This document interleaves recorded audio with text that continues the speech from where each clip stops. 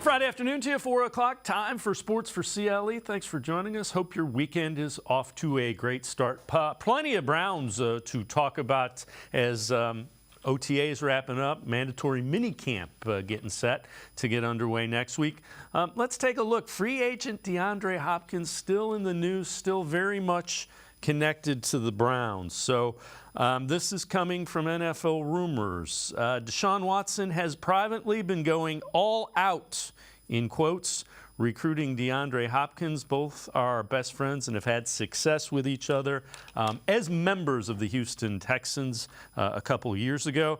I also have checked in with league sources, and league sources tell me the Browns are one of several teams that are in the hunt, if you will, for DeAndre Hopkins. The source did say that the Browns have some financial limitations. They have 13 plus under the salary cap after getting the $11 million back from John Johnson III and Jadeveon Clowney. But the source said, do not discount the relationship between Hopkins and Watson. It's very strong. They remain really good friends, and both would like to play together again. So, again, the financials, not sure they're going to work out. Browns very much in the hunt. With that, let's welcome in Jared Mueller, Dawgs by nature. Jared, you know, you knew this was kind of going to be the case just because there was a lot of success between the two. Just your thoughts on the whole Hopkins to the Browns situation. You know, I've heard a lot of the same things you've heard. In a lot of ways, it sounds like the Browns are where Hopkins wants to be, but he's hoping he can find a better deal, which I think could create some really interesting dynamics from a timing perspective for both sides. Does he wait to see if there's an injury? A team kind of wants him more than they currently do. The Browns' limitations financially are real.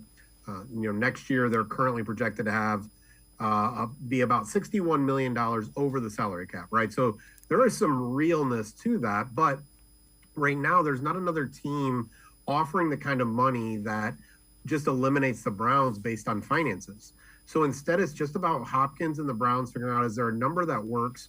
And Hopkins kind of deciding whether he thinks something will open up for him, or is this the best place? And I think that's really hard for him, because if he comes to Cleveland, they're not going to give him a huge contract, probably a 1-year deal, maybe a 2-year deal maximum, but he's not going to have the ability, he's not going to be the number one receiver, right? Cooper will still stay the number one receiver unless something crazy happens and he's dealt.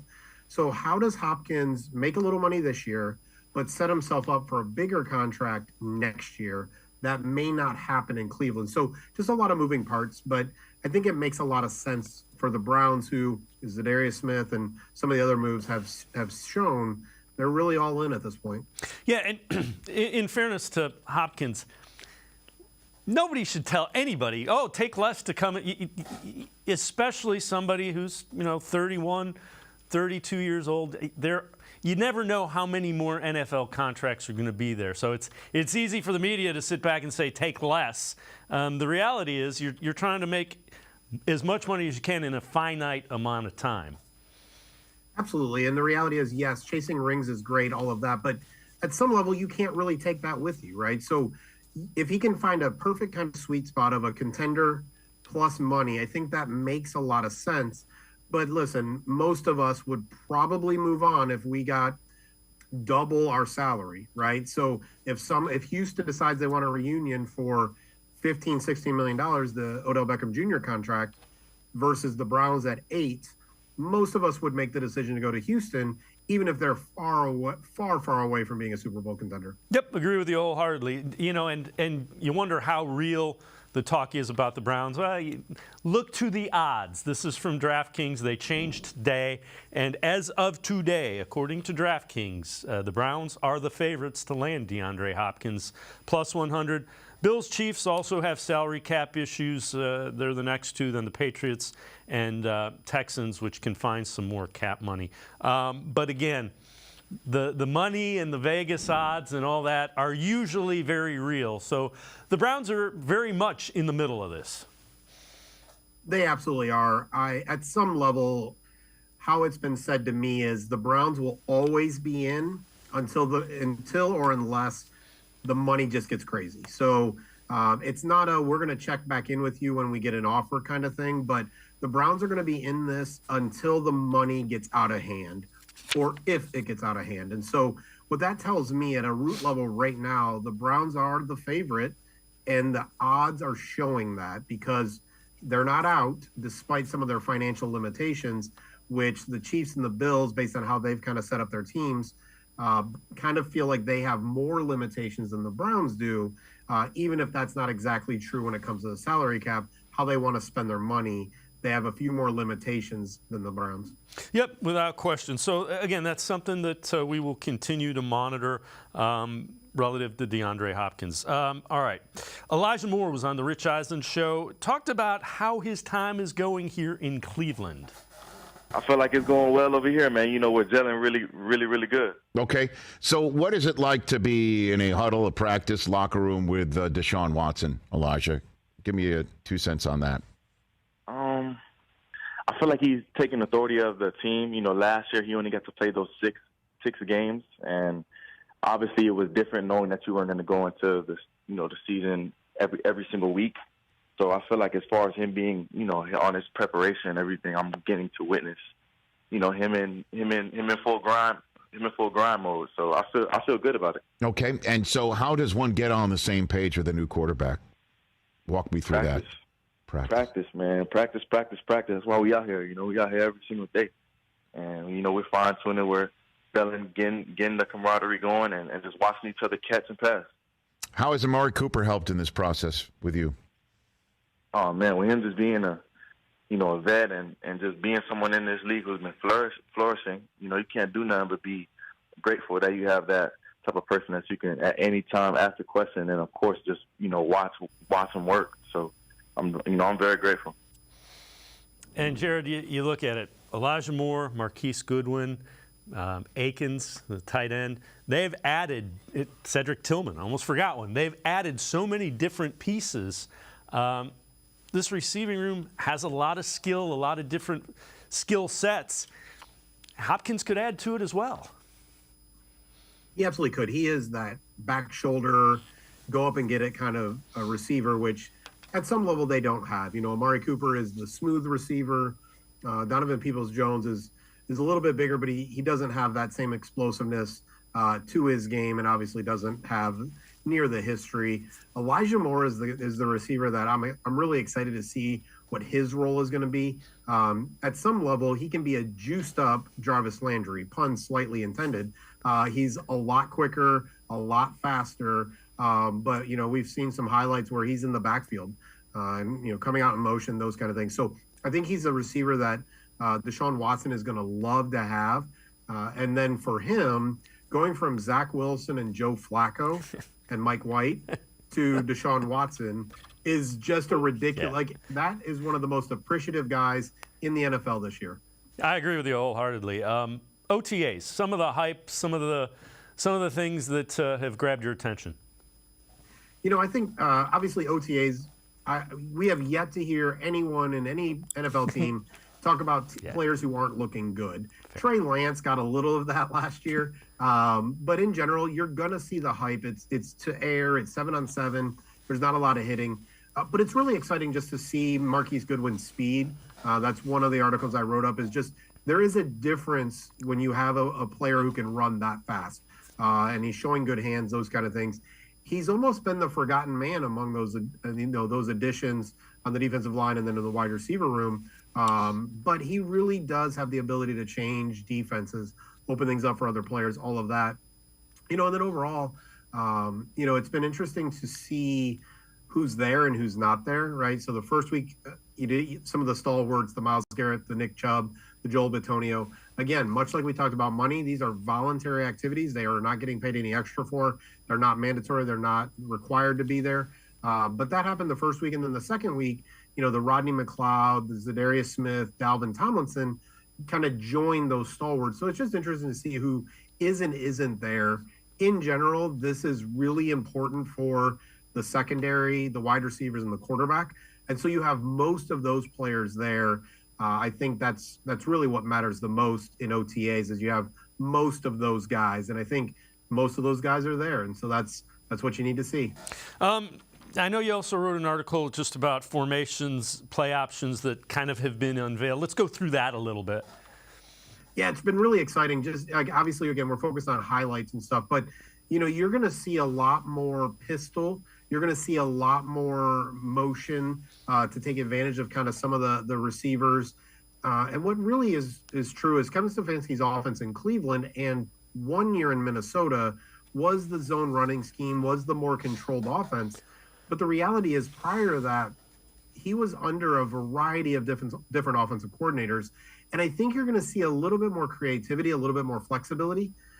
In general, there's a play where Elijah Moore is lined up behind Deshaun Watson, and Nick Chubb is just to the right of Deshaun Watson. And out of that play, in this case, Elijah Moore went in motion, caught the pass, going to the sideline.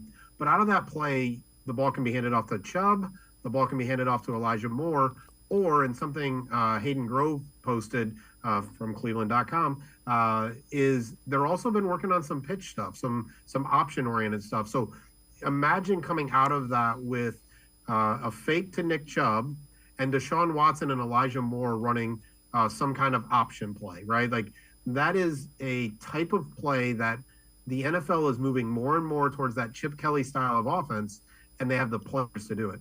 Exactly. And that's kind of, you mentioned the reason Kevin Stefanski's offense had zone running is because you have a really good offensive line and a really good running back and a quarterback that you just didn't trust, for lack of a better term. Yeah, I mean, the reality is the zone running scheme makes everything go okay. It has a higher floor, lower ceiling, and that's really what Baker Mayfield, Jacoby Brissett really have been. And now with Deshaun Watson, we can just be very honest. We saw some struggles last year in an offense that we're not going to see much of this year. With Deshaun Watson, you're going to see a much higher ceiling. But when you start to throw the ball a little bit more, when you start to put in the option, you do create a little bit more risk, and that does put a lot of responsibility on Watson. But you don't trade 3 first-round picks and every other pick and then give him that big contract without actually trusting him. It wouldn't make any sense. So they're really going to put a lot of this on Deshaun Watson, but that much higher ceiling is what's needed in the NFL. Running the football, playing good defense only goes so far. The data shows that over the last 10 years that offensive football is how you get to and how you win the Super Bowl. The rest you just need to not be terrible at. So they're going in the direction that the league is going in. Yeah, and being on the field and seeing Deshaun Watson throw in training camp and mini camp a year ago, it's just different. It looks different, and I have been covering the Browns since the late 80s. It looks different than anything you've seen coming out of somebody's hand. It just does. It does, and that's what I saw when I was scouting him for the NFL draft. Really bothered when the Browns traded out of a chance to draft him originally. It is different. It is smooth. It is comfortable. It is quick. And in the NFL, there are really talented defenders, right? And so that play, that throw has to be quick. It has to be accurate. It has to be smooth. You can't be putting all of your effort into every throw. And Deshaun Watson rarely has to put all of his effort into every throw. He feathers it in there. He's able to layer it in over defenders. But when he needs to put the fastball on it, he's got that as well. It really is really, really fun to watch if you are a process-oriented person who likes to look at all the details. All right, this from Deshaun Watson's Instagram earlier today. He says, "4's up. We really don't care if you don't like it." Respectfully. So, again, it seems like he's back and having fun. That is a great sign. The other thing I would say, and we've kind of talked around it, they're putting a lot of trust, a lot of emphasis, 3 first-round picks, $230 million. If there's something that makes him feel more comfortable, like a DeAndre Hopkins, you go out and you find a way to do it because you've already gone so far down this road. Yeah, half measures don't really work, right? Like it's not a way to do things. And I think, and we'll see this more and more in training camp, there's a different Deshaun Watson this year. You can tell last year was very uncomfortable.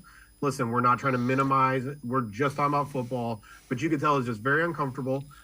He wasn't confident. He wasn't sure of himself. There was just so much going on there, understandably, and he didn't deserve to be comfortable. He didn't earn that. But this year, even that Instagram post shows you this is a confident player who is taking charge of things. And again, They need to ride him, because if he doesn't succeed, pretty much nothing else matters. And so you're exactly right. DeAndre Hopkins, if they need to trade Donovan Peoples-Jones so that, they're not paying him next year when he's a free agent, and bring in DeAndre Hopkins for a little bit more than they were going to pay DPJ, they're going to have to figure that out, because that's what they need. They need Deshaun Watson to be good. Yeah, give him every opportunity to be the best version of DeAndre, there's a Freudian slip, of Deshaun Watson, because that's basically what you signed up for when you traded for him. Jared Mueller and I are going to step aside, take a quick time out, other side of the break. An interesting chart on the cash spending the Browns are doing. Sports4CLE. We'll be right back talking Browns. Stay with us. The Ohio Lottery Partners in Education program recognizes role model students and teachers from across Ohio. Nominations can now be done completely online. To nominate a deserving teacher or student, go to ohiolottery.com. In the About section, find Partners in Education. There you will find links to the nomination forms. Students kindergarten through 12th grade can be academic all-stars. Teachers can be honored as a Teacher of the Month. The Ohio Lottery Partners in Education, where stars shine. The Greater Cleveland Sports Hall of Fame celebrates the star athletes and notable sports figures who were born or have made their home in Greater Cleveland.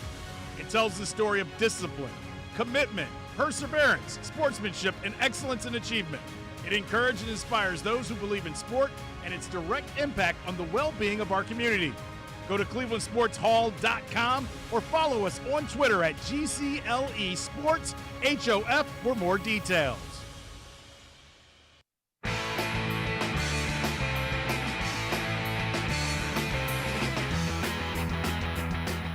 We continue talking Browns with Jared Mueller from Dawgs by Nature. Take a look at this chart. Jack Duffin from the Orange and Brown Report always does really good stuff relative to this salary cap, free agents, and the like. This is NFL cash spending from 2021 to 2023. And you see who's at the top of that. That is the Browns by a wide margin. Bills are 2, Ravens are number 3, Jaguars, Dolphins, Broncos, and the Jets also near the top. But, Jared, again, this kind of goes back to ownership is doing everything financially they can to win football games. And that shows you just how much they're doing. Yeah, I mean, listen, I love Jack, and he does a great job, and he's really helps the common fan, or even some of us in the media, to really understand what really matters, and it's cash, not cap, right? And so when you have a really intelligent person like Andrew Berry, and you give him basically an unlimited checkbook, right? Like when we talk about DeAndre Hopkins, for example, the conversation about money is not actually about can they afford it. It's actually just about the cap and figuring out what makes sense for the team. Having someone like Jimmy Haslam, who has now, whether you like the current structure with Paul DePodesta, Andrew Berry, and Kevin Stefanski, he has now decided to step away, let them do their work, and given them the purse, right? Here it is. Take whatever you need. Do whatever you need. It really is a game changer in the NFL, because when someone can write a check for however much money he wants to for a signing bonus, it gives your general manager the flexibility and the creativity to do many, many things, including the fact that right now, the Browns, while we know their salary cap is about $13 million, I forget the exact number, but it's around $70 million right now today. The Cleveland Browns could restructure Myles Garrett, Joel Bitonio, and a couple of other people and have between $60 and $70 million in salary cap this year, and then roll that over and deal with all the consequences of it.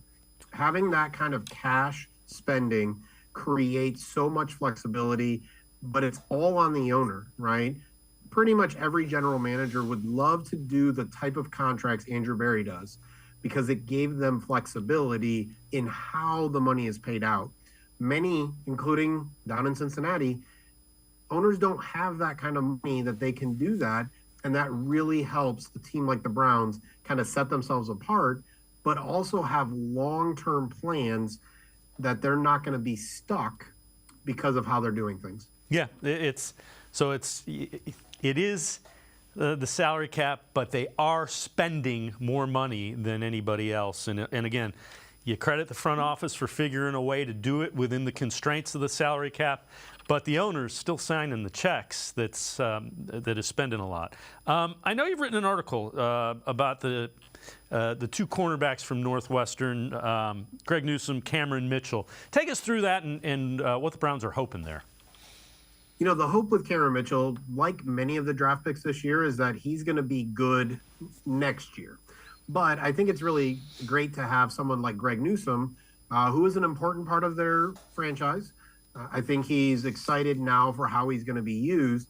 But when Newsome and Mitchell were together 2 years ago at Northwestern, they were the top two coverage cornerbacks in the Big Ten. And so there's a lot to like about kind of how they play off each other, those kind of things. The biggest thing for Mitchell this year is really going to be learning the slot. He played very few snaps there in college. So there's a lot to learn. And unfortunately, it's not as easy as many people think, right? A lot of people think moving from left tackle to right tackle is easy. It's not. It literally is like brushing your teeth with your left hand. Well, becoming a slot cornerback can be almost more difficult because on the outside, you know kind of what the releases are going to look like. There's some limitations when it comes to where the sideline is and all of that.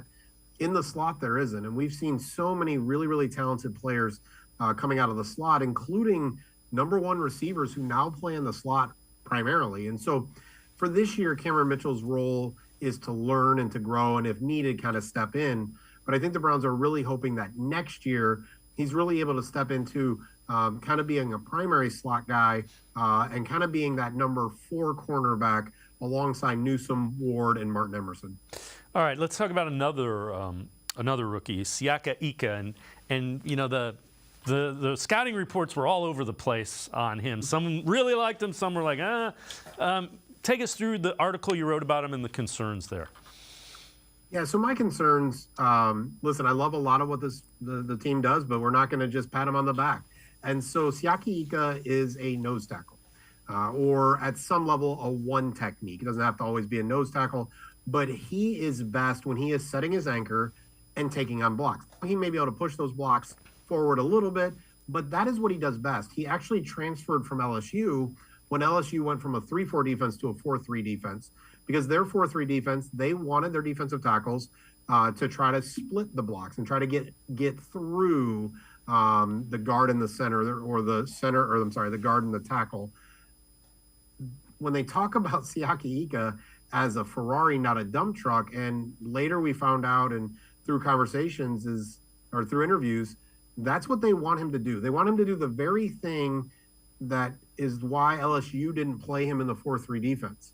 And he's gotten, he's a couple years older now, and he's a large man, and he's not as explosive as you would want in that role. So my concern, and I call it, a square peg round hole, is that instead of taking a player and using him for what he does well, they took a player and are hoping that he does something well that he really didn't do a lot of in college.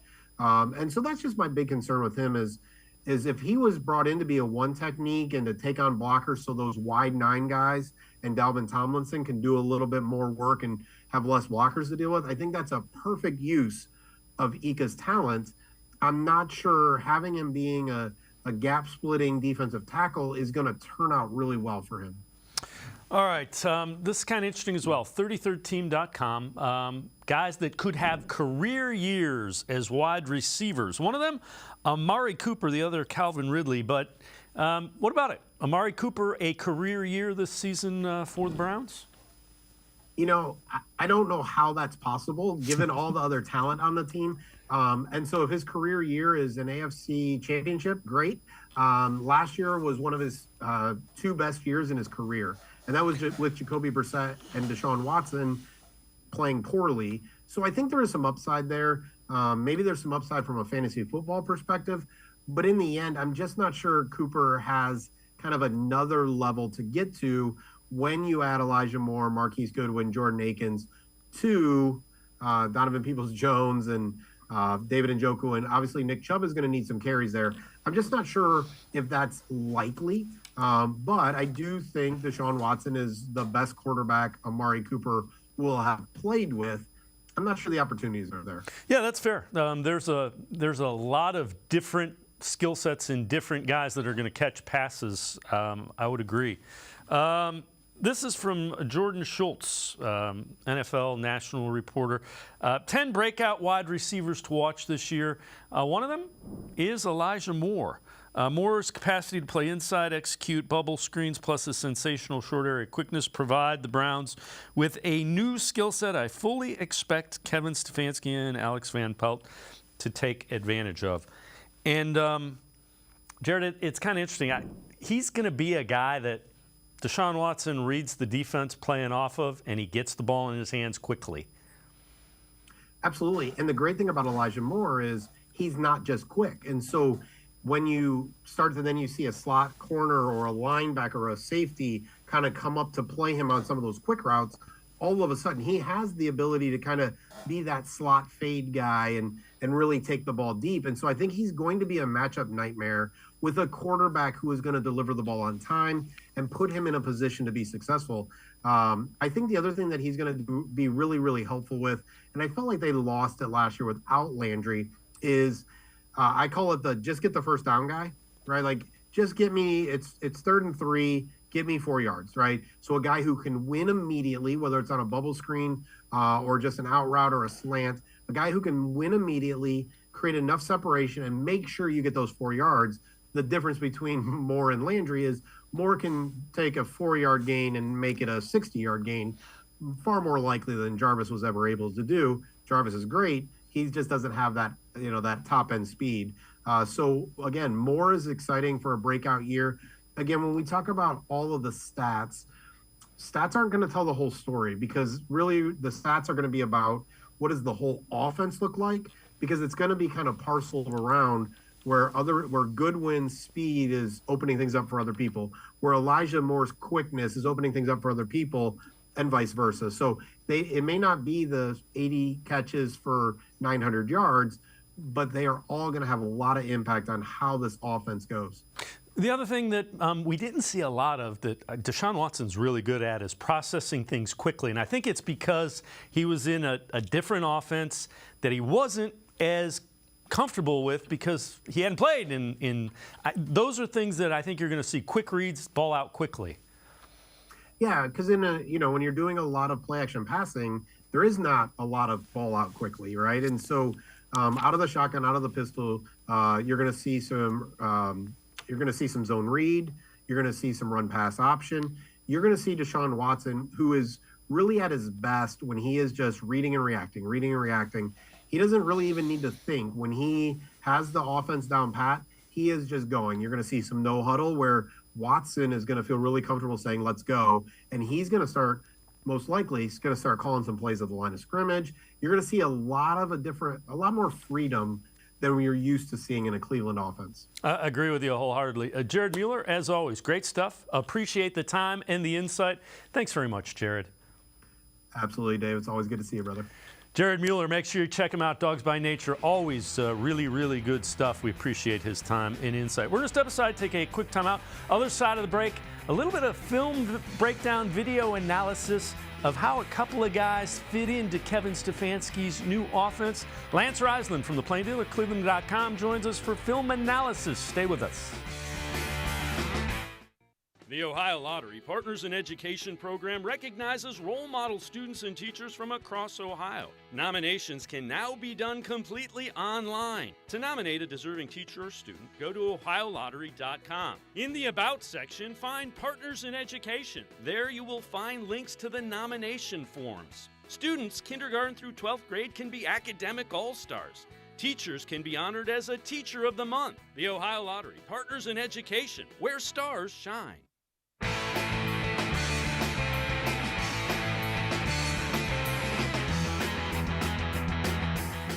We continue talking Browns on Sports4CLE. Time to take a look at some of our video and film analysis. Whenever we do that, we welcome in Lance Reisland from the Plain Dealer as well as cleveland.com. And Lance, a look at what the offense might look like and how some people might fit into it with Kevin Stefanski tweaking it for Deshaun Watson to be quarterback.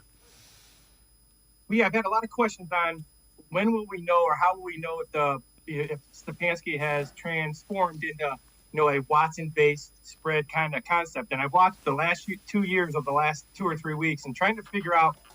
He's a fantastic play caller, and he's fantastic at design, and he's fantastic at getting his guys the ball. The one guy that sticks out to me in terms of what Kevin likes to do is Harrison Bryant. Harrison is a guy who can play in multiple formations.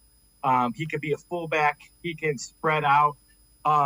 He gives that flexibility that Coach Stefanski likes in terms of getting in what he wants. But Stefanski is a wide zone, likes to run some gap schemes, likes to be in two backs. And if you watch from 21, when Baker's the quarterback, they're underneath center a lot. They're running that true wide zone with the boot. Harrison Bryant is the fullback. He's the tight end. He runs the levels routes. So when you're watching that 21 film, you get a sense of what he likes to do with Harrison Bryant in terms of not only being at 21, but doing a lot of different stuff, a lot of different things.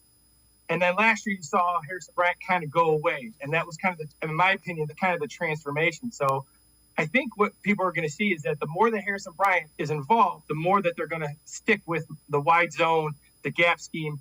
And if he goes away or is not a part of the team, which many people feel he might not be, then the Browns are going to be completely committed to this spread, but still going to stick with what Stefanski does well. As a coach, you know what you know. And Stefanski's a wide zone gap guy. Let's take a look at some of the video, and we'll illustrate what you're talking about as far as Harrison Bryant goes. What do you see here? So you're going to see him, he's just a classic, he's a boot. So you're going to get 3 levels, a Stefanski staple, 3 levels. Then you're going to get him at the fullback. He's going to run power here. He's going to get up on the linebacker. And then you're going to see him again. He's going to get the fullback here. He's going to kick out the defensive end. And so he's this fullback, this 21 personnel, 2 backs, 2 tight ends. These big sets run the ball underneath center. Now he's the puller. So he's actually like the backside tackle in that counter game that the Browns like to run. So you see an idea of all the things he likes to do. So again, he could be a receiver, he could be a tight end. This is when Baker was the quarterback, and they were predominantly underneath center. They did a lot of 13 personnel, more 13 personnel than most people in the NFL, especially in 21. And what Bryant gave him was that flexibility to not only be in these power run sets, but spread out. And it's interesting to see. So you see all these run schemes. All these run schemes can now be run by Stefanski and his staff out of a 1-back, and with no fullback, and with 3 or 4 with 3 or 4 receivers in the game, more of a spread look, which is going to play into the hands of what Deshaun Watson does best, which is being spread, being the gun. But Stefanski can stick with what he knows, which is his power run game. Yeah, and when you refer to 13 personnel, 1 wide receiver, 3 tight ends on the field, and again, the Browns kind of getting away from that. Another guy that will likely be affected by the changes to the Browns offense is Nick Chubb. Not that he's going to be used any less or any more, but just a little differently. When you look at film and you see the Browns, they didn't overuse. They haven't warmed the tread on Nick Chubb at all. So when you think of Nick Chubb, you just think about here. So here they're going to run an weak outside zone here. This is out of 10 and 11 personnel. This would be kind of what they're transforming to with Watson. So then you're going to run a pin and pull scheme here. Now they can use on the edge, at the edge, they can use multiple guys at that pin and pull scheme. It doesn't have to be a tight end. Now they're going to run their counter and their gap scheme, and this is with the backside guard and tackle pulling. So it gives them an idea of still being in 13 personnel again. So going back to it, you got the wide zone out of 10, 11 personnel. The next film you're going to see is this pin and pull, where you're actually going to have Njoku as a split out guy. So you get this idea that Chubb, with Watson, there's only so many snaps in a game. So you got to assume that Chubb is going to get between 12 and 17 carries. Well, these 12 or 17 carries now, I think, are going to come more out of the spread. But you can see not having a fullback does not take away from the Browns' ability to power run the game with Nick Chubb. It just, in my opinion, I actually like it. It gets more people outside of the box. The receivers, especially the receivers the Browns have now with speed, it should force teams to be in more 2 safeties. And it's going to allow linemen to block linemen. Right now, the Browns run into these heavy loaded boxes with 7-8 guys. With Watson at quarterback and these receivers in a full offseason, they should see more 2 high hats. They should see more 2 safety looks. What I mean by 2 high hats, and they should see a 6 or even sometimes a 5-man box, which is going to give them an ability to run the ball. Linemen blocking linemen with Nick Chubb running the ball, because you got to assume now they're going to go away from this multiple running back set. They're not going to run it as much, so Nick Chubb should get the bulk of the carries. And I think they're going to do it out of this one back set. And again, this transformation for people to watch, I think comes if Harrison Bryant's not in the game or not a part of the offensive package going into the summer, then this is what you should see, this one back, 10 and 11 personnel power run game. The other thing that's evident with this is with Jacoby Brissett at quarterback. And on this play and the other play, nobody is really, the next play coming up as well, none of the defenders are honoring that quarterback fake. I mean, right there, if you do that with Deshaun Watson, he will beat you with your legs, with his legs.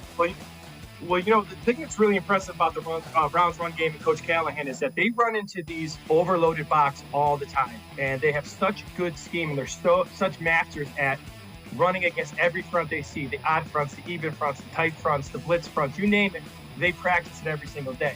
What Watson gives you is the ability not only to throw the ball downfield, now they have some speed, but now he gives you, like you said, the ability to use his feet. So he's got to be accounted for. And when you're accounting for as a coordinator, he's got to be accounted for. That's a player. So whether that he keeps the ball or not, there's a guy assigned to him. So you're talking zone reads, you're talking all these run pass options. Again, I think Nick Chubb, in my opinion, is going to be more successful. There's going to be less people in the box. Nick Chubb is now not the focus. I think he should be the focus. I learned from my dad, so I like to run the ball. I throw the ball as well, but I really like the run game. But I think Nick Chubb is going to be even more successful with Deshaun Watson and these additions that they have, the Moores, the people they've added with speed, because it gives less people in the box. It's less people that Nick Chubb has to beat, and it's less people they have to block. The other thing is people are making a big deal about running out of the shotgun. The only reason I think it might have been a little bit of a challenge last year is they didn't do shotgun as much with Jacoby Brissett. And the change, if you're planning for that season long, the change isn't as great as if you have to flip a switch and all of a sudden go and change your blocking schemes in week 11. Well, and now you're going, so now you take from the two back, two tight end kind of look, this 13, 12 personnel. Now you're getting more of these spread sets. So the sidecar or even the pistol. I thought they would go to a little bit more pistol last year, because it's still the idea of the pistol or Nick Chubb being behind Watson, and Watson being a little bit shorter in his shotgun stance. That gives you the best of both worlds, in my opinion. It gives you Nick Chubb downhill. It gives you Watson in the shotgun. However, because they're going a little bit away from that power run game, that downhill run game, sidecar or next to Watson is not going to be a big deal, because they're going to be running that pin and pull action. Again, regardless of what they're running or where the back is lined up, there's not going to be as many defenders in the box. And when you're blocking less defenders, they've had a ton of success. No one runs into heavier boxes than Nick Chubb. And the Browns are going to run the ball very, very well this year. The run game's not going away. The run game is going to be even better than it was, because there's going to be less people there. As always, great stuff, Lance Reisland. Appreciate the time and the insight. Thanks very much, Lance. As always, thanks for having me. Lance Reisland, make sure you check him out. Always really good video analysis and film breakdown, cleveland.com, as well as The Plain Dealer. We're going to step aside, take a quick time out. We continue talking Browns. Sports for CLE. We'll be right back. Stay with us. Come back to go forward. Back to learning new things. Back to pursuing your dreams. Tri-C has flexible learning options to fit your life. And every year, more than 1,000 local companies provide Tri-C students with real-world learning. The right education can boost your lifetime earning power by hundreds of thousands of dollars. Start now with a college education you can afford. Tri-C, where futures begin. The Ohio Lottery Partners in Education program recognizes role model students and teachers from across Ohio. Nominations can now be done completely online. To nominate a deserving teacher or student, go to OhioLottery.com. In the About section, find Partners in Education. There you will find links to the nomination forms. Students kindergarten through 12th grade can be academic all-stars. Teachers can be honored as a Teacher of the Month. The Ohio Lottery Partners in Education, where stars shine. I am powerful beyond my wildest imagination. I will define my future. I will keep challenging myself to improve. Because I am a future leader of this great nation. I will be responsible for raising a beautiful family. And educating not only my generation, but many more to come. I will make a difference in my community. And I will stand up for what I believe in. I will not settle for simply chasing my dreams. I will achieve them. Because I was given a chance. An opportunity. A home. At Family, Career, and Community Leaders of America. The ultimate leadership experience. FCCLA has been one of the greatest experiences of my life. It's made me who I am today. Join us. We'll build a new future together.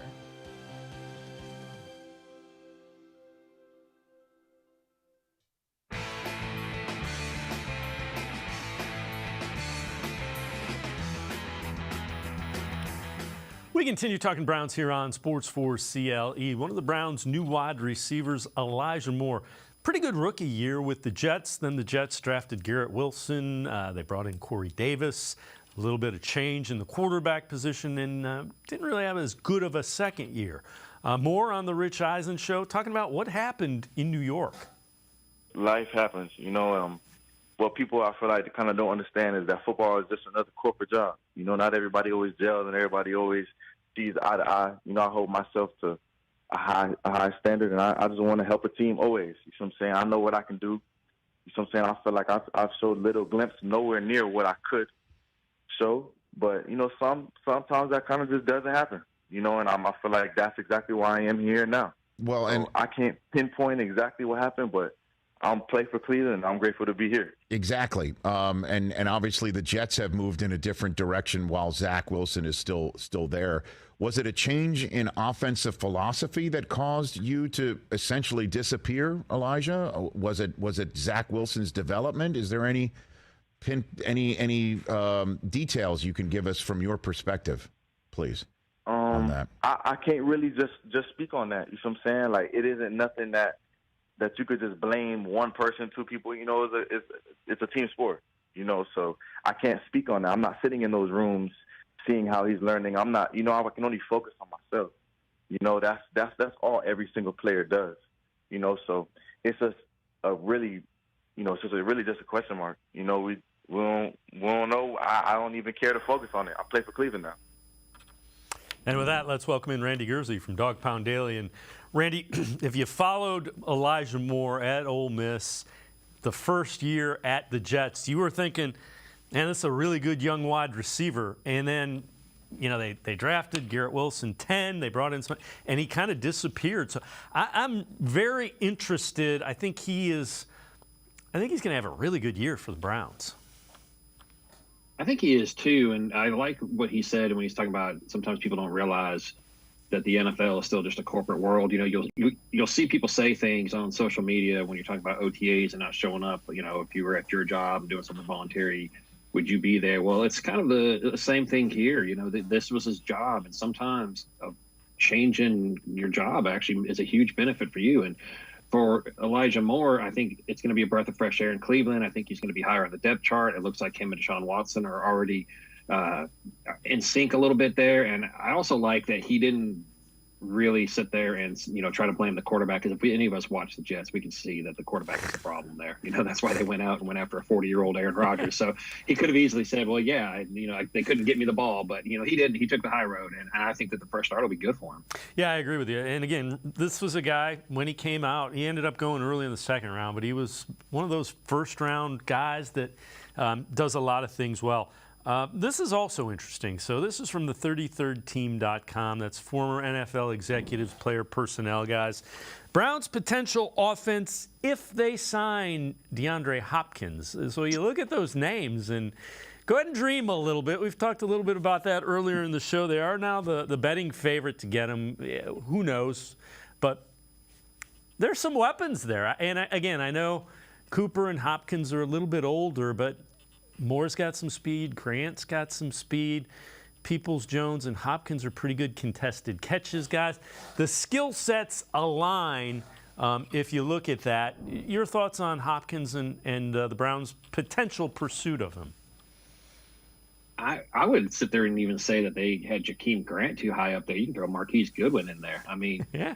He's, I think, going to be more of a threat on offense. He's out there catching the deep ball. I think the concern with when you look at that, I don't want to sit here and say, too many mouths to feed because that's kind of a cliche thing. But somebody's going to be the odd man out. And the last thing I would want to see is, for DeAndre Hopkins to come in and really kind of stunt the growth of Elijah Moore, because that's exactly what happened in New York when they went out and got Garrett Wilson. So I think if they do eventually end up landing Hopkins, there needs to be a plan there. And, right now you're already at almost 6 wide receivers that you're going to have to keep. So it's almost like somebody's going to have to go in order just to, fill out the 53-man roster without it being all wide receivers.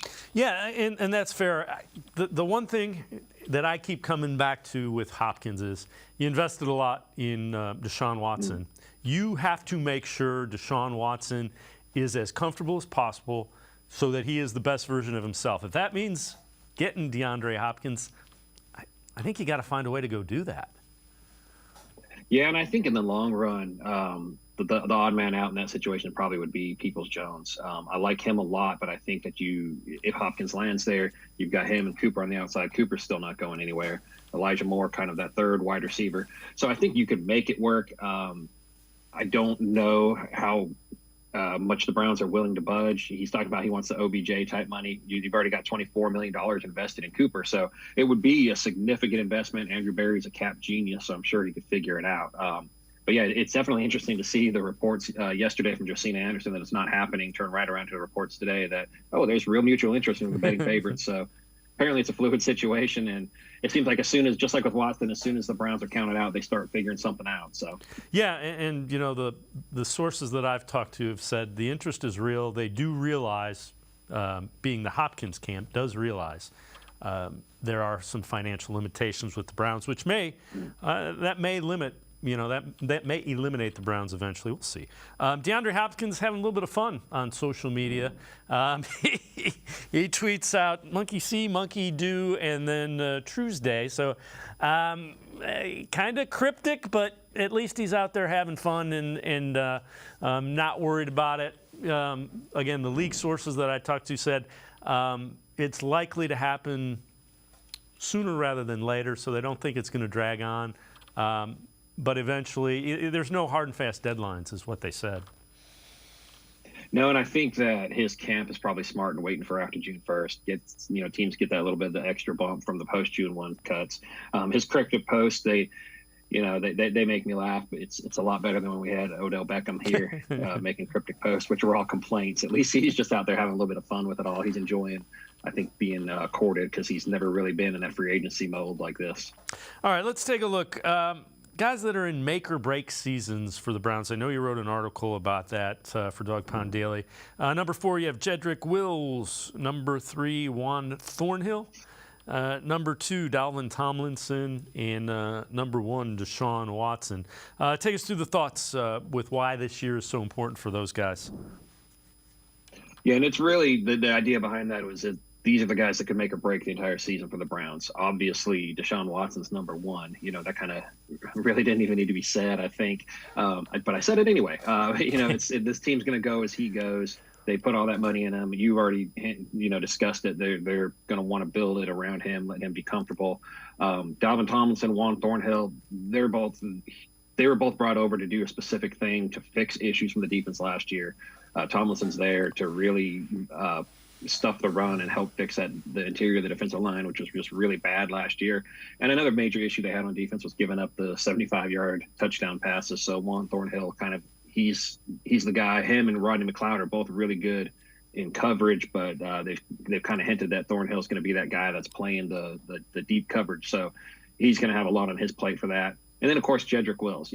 As important as Deshaun Watson is, you need to have that left tackle out there getting the job done.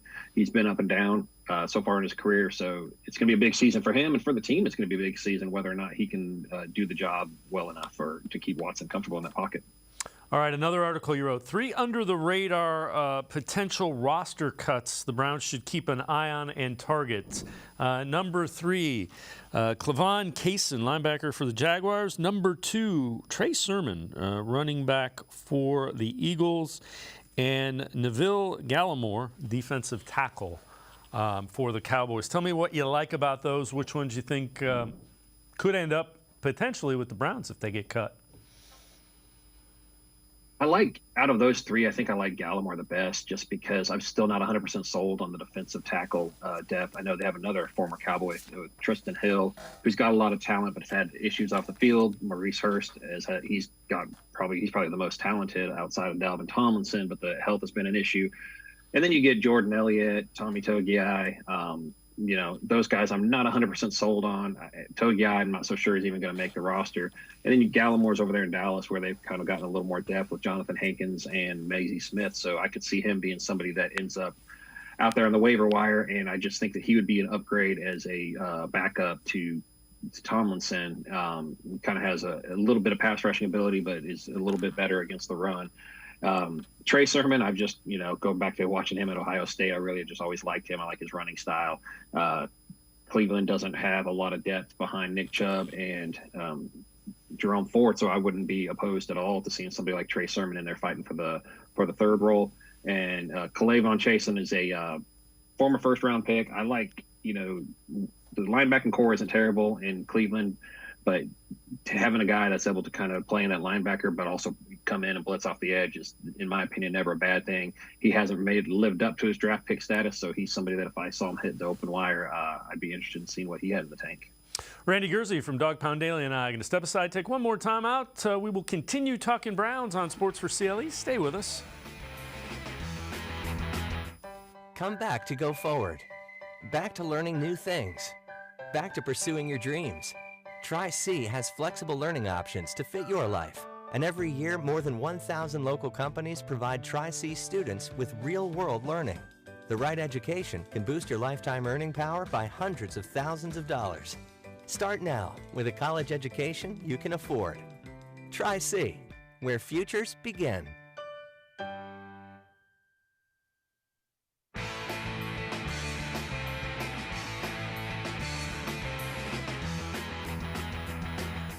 We continue talking Browns with Randy Gurzi from Dawg Pound Daily. Pro Football Focus, tiers of the linebackers in the NFL. Tier 4, they have Campbell, Bentley, and Jeremiah Owusu-Koramoah at number 17, a couple spots ahead of C.J. Mosley of the Jets. Randy, I'm very curious. JOK is one of the guys that I really want to see what he does with Jim Schwartz as the defensive coordinator. Yeah, and I think that he's one of the most talented linebackers in the NFL. I really do like where they have him ranked there, and you've got some good players around him. Foyesé Oluokun is, he's very underrated linebacker. So if he's coming in above him, I think that's a huge compliment. And I think not only will Jim Schwartz help him to unlock it, but improving that defensive line too, because he's an undersized linebacker. And the last thing you want him to do is take on any offensive lineman because they're just going to eat him up. So anytime you want to have him kind of in that attacking role, knowing that you have people like Dalvin Tomlinson, like Siaki Ika, who can eat up blocks, I think that's going to help him as much, if not more, than Jim Schwartz being there. I agree with you wholeheartedly. Schwartz will find a way to move him around and find out some matchups he can use. All right, before I let you go, I know you wrote an article about the 53-man roster, kind of projecting it ahead. Take us through some of the guys that are on the bubble that you think may not make the 53, and some that survive the bubble and make it. So a couple that I think. One that I actually added to the 53-man roster that wasn't on my original prediction was Demetric Felton. I feel like with the Browns not making any other moves at running back, he's got a good shot of making it as that third guy. He's a very talented receiver, so using him as almost a third down back out of the backfield could be a really intriguing thing. Deshaun Watson has thrown to running backs a lot in his career, so I think that could be really good. And I also had Shaquem Grant off of the 53-man roster, which is a really, really tough cut. But if you look at their wide receiver core, they're already, 4 or 5 people, or I'd say probably at least 5 of them that are absolute locks to make the team, just because of draft status, free agent status, whatever it is. So he's really going to have to make it 100% as a return specialist. And it was really hard to find where to go thinner to keep him. So he's somebody that I had off, and I also had Nick Harris not making it. another one that's a really tough cut, but he doesn't really have that guard and center versatility, whereas you got Michael Dunn and Luke Whippler who can both play center and guard. So I think that the fact that he doesn't really stand out as a guard prospect could end up hurting him when they make the cuts. Yeah, the back end of this roster is going to be really tough getting down to that 53-man total. I agree with you wholeheartedly. Randy Gurzi, Dog Pound Daily, great stuff as always. Appreciate the time and the insight. Thanks very much, Randy. Thanks for having me. Randy Gurzi, make sure you check him out, Dog Pound Daily.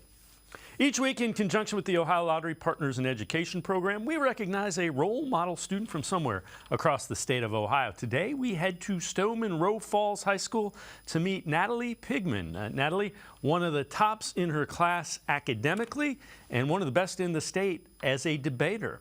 The Ohio Lottery Partners in Education program is proud to salute Natalie Pigman from Stowe Monroe Falls High School, this week's Shining Star.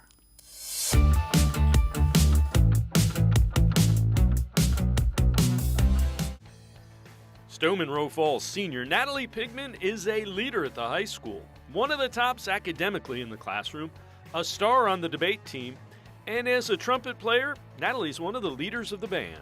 I definitely would say leadership skills.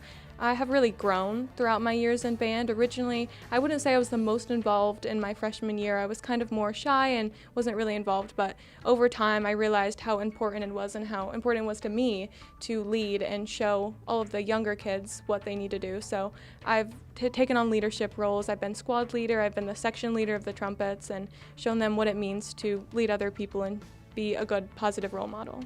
Pigman has been named the Young Award winner as the most inspirational public forum debater at Stowe Monroe Falls the last 2 years and is getting ready in a couple of weeks to head to Phoenix, Arizona for the National High School Speech and Debate Competition. My best friend is Faith. Her older sister did debate, but she was a senior and her partner had graduated the last year, so she was partnerless. And I was like, hey, Allie, can I be your partner next year? Because I was really interested in debate. So then Allie ended up teaching me all about debate, and I just loved it so much, so I kept doing it, and I found a new partner. The skills Natalie has learned from the experience in speech and debate are ones she values greatly. You have to prepare a topic every single month, and you go to debate tournaments every Saturday.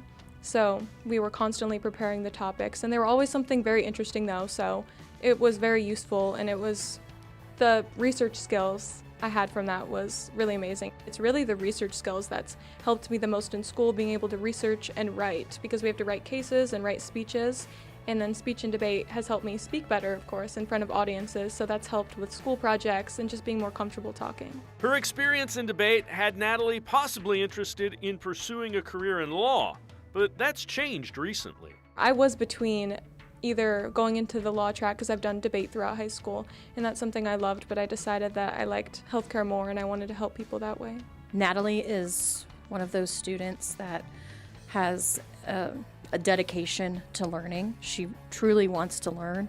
She is self-motivated to learn, and she has the work ethic to get everything done. She always has her work done on time and done very thoroughly, done very well.